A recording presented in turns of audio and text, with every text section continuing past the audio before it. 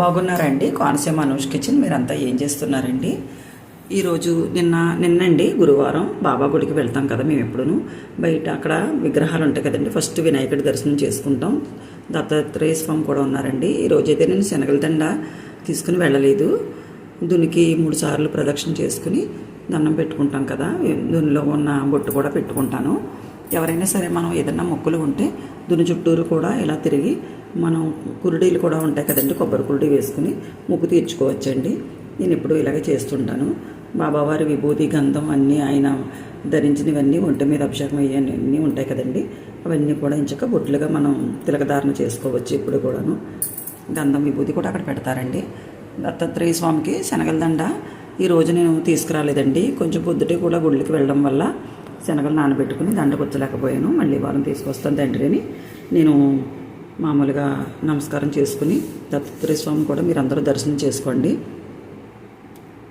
ఎంతో మంచిది. మన పిల్లలకి ఉద్యోగాలైనా చదువులైనా ప్రతిదానికి కూడా గురువులే కదండి బాబావారు, దత్తాత్రేయ స్వామి అందరూ కూడాను.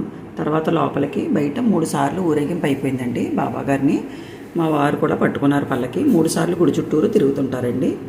జనం ఎక్కువ మంది ఉంటే 5 సార్లు తిరుగుతారు. ఎప్పుడైనా ఎక్కువ 3 సార్లే తిరుగుతారు గుడి చుట్టూరు కూడా.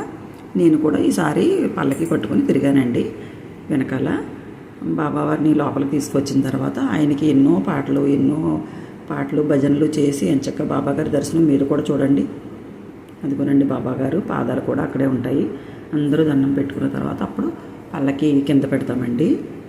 ఊయలోపనా నీకు జోలపాడనా, ఊయలోపనా నీకు జోలపాడనా, నీకు జోలపాడనా.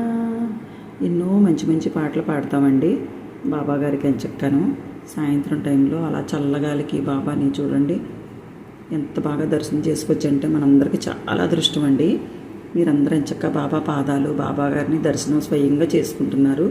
నేను ఒక్కదానే కదండి, నేను ఇక్కడ ఉన్న వాళ్ళందరూ నాతో పాటు మీరు ప్రజలందరూ కూడా చూడాలని హారతి అన్నీ కూడా మీకు వీడియో షేర్ చేస్తున్నాను. నేను చక్కను దర్శనం బాగా చేసుకుంటారని. ఎంత ప్రశాంతమైన పాట పాడుతుంటారు.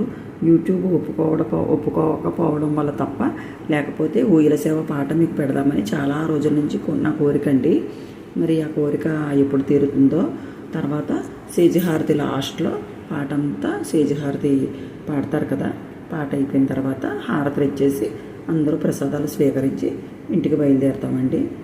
బాబా పవళింపు సేవ అయిపోయిన తర్వాత ఈ వీడియో మీకు నచ్చట్లయితే లైక్ చేయండి, షేర్ చేయండి, సబ్స్క్రైబ్ చేయండి.